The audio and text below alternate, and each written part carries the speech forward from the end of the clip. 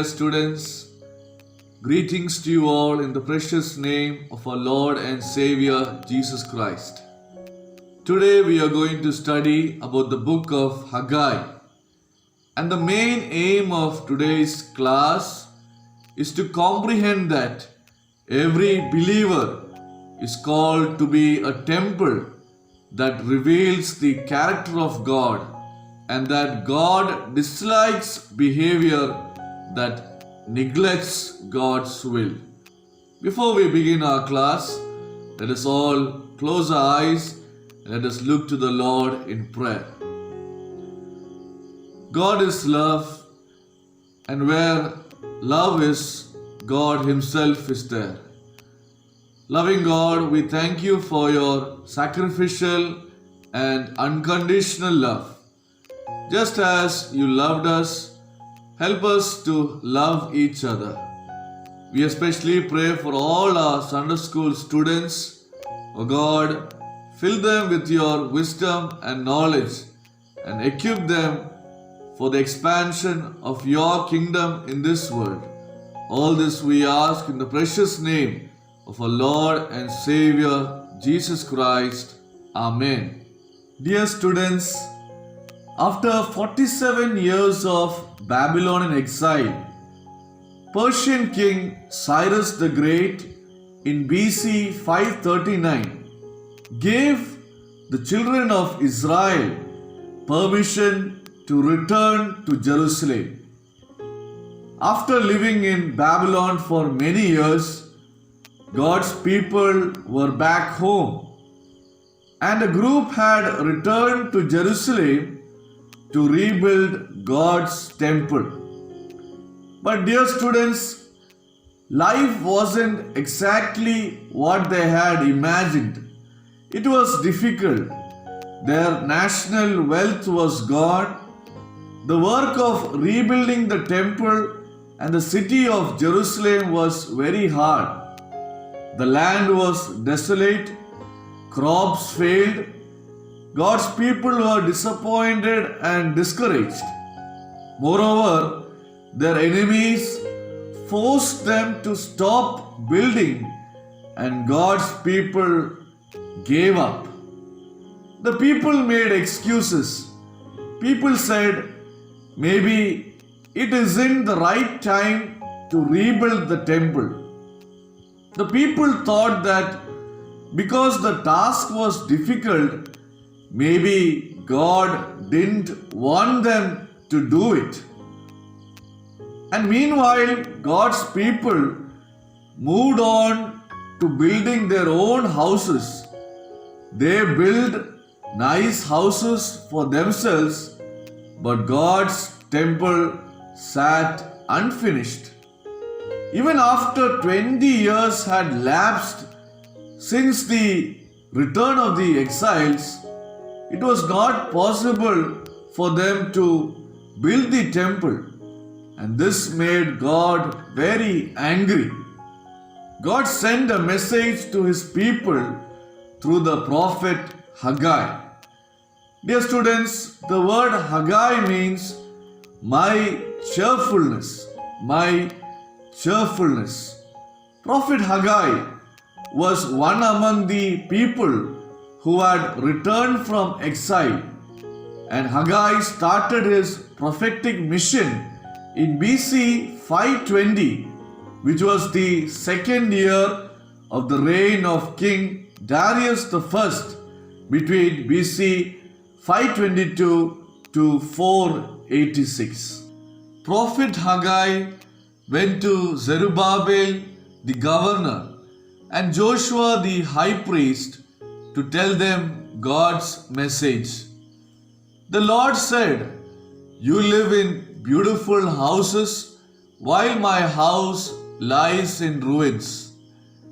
Dear students, was it right for God's people to put themselves first? No. Their actions did not honor God. The people who gave more value to their own preferences faced many problems and difficulties. We can read this in chapter 1 verses 6 to 11.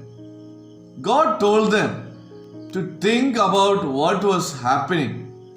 God said, "You plant seeds, but you gather only a few crops.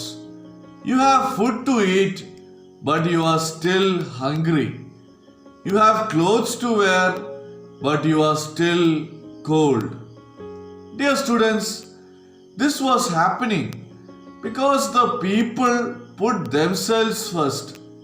God did not bless their work because they did not put God first.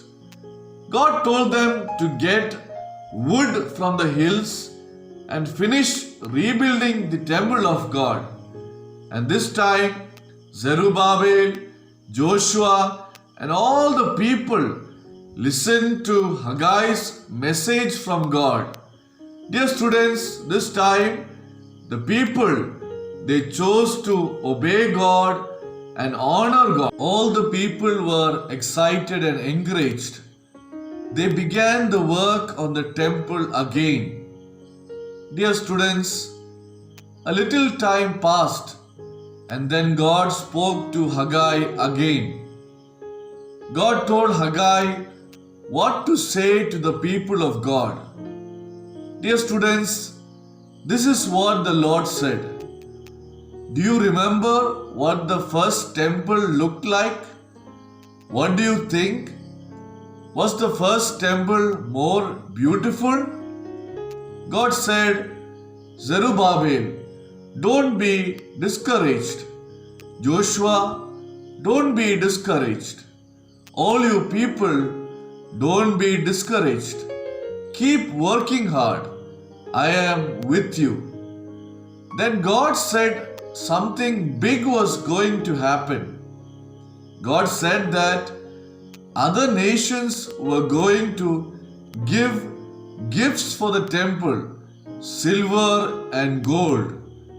God said, "This temple will be greater than the first.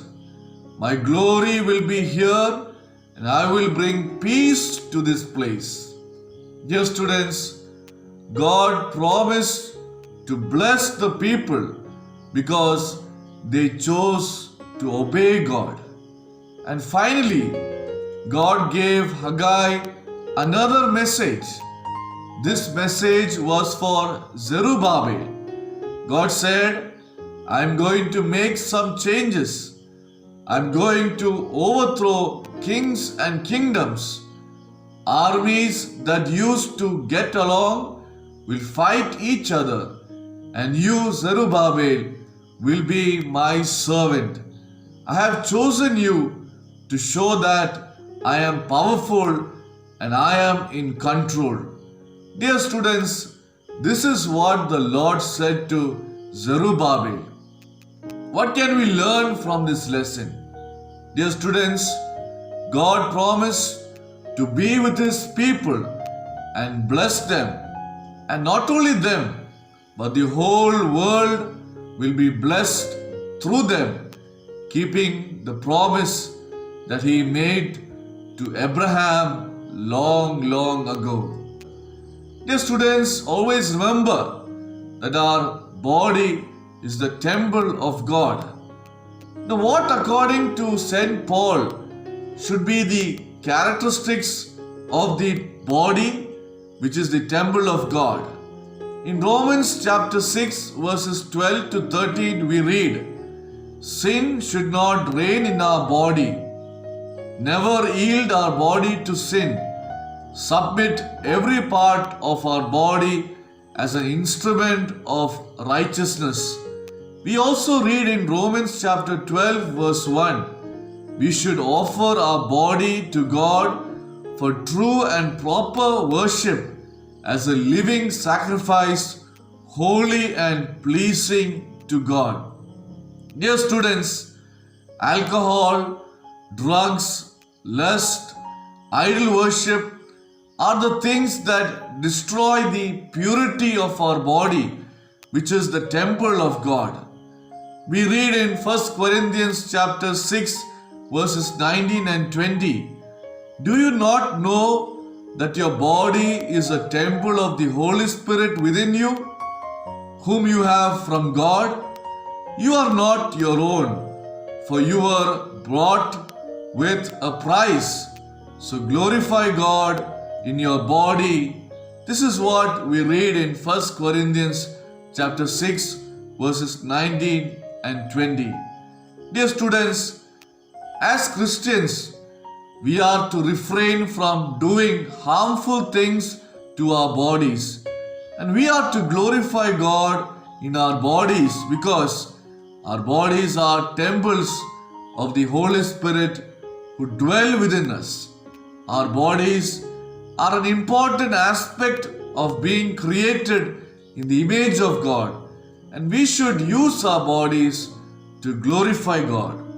God created your body with a specific purpose and design, and as Christians, we should do our best to refrain from harmful substances. We should always remember to honor God in all aspects of our lives, and this includes taking care of our bodies. Now let us learn this week's memory verse. This week's memory verse is taken from the book of Haggai chapter 1 verses 7 and 8. Haggai chapter 1 verses 7 and 8. This is what the Lord Almighty says. Give careful thought to your ways. Go up into the mountains and bring down timber and build my house, so that I may take pleasure in it and be honored, says the Lord. Let us learn this one more time. Haggai chapter 1 verses 7 and 8. This is what the Lord Almighty says. Give careful thought to your ways. Go up into the mountains and bring down timber and build my house, so that I may take pleasure in it and be honored, says the Lord. Let us close our eyes in prayer. Almighty God, we thank you and we praise you for your manifold blessings. O Lord, you created each one of us in your image and in your likeness, and you have placed us in this world for a unique purpose. O Lord, we pray for all our Sunday school students. Thank you for being with them, and thank you for leading them thus far. O God, as we live in this world, help us to refrain from substances like drugs, alcohol. O Lord, help us to be obedient to your word. Help us not to be conformed to the standards of the world. Help us to be transformed by your word. All this we ask in the precious name of our Lord and Savior, Jesus Christ. Amen.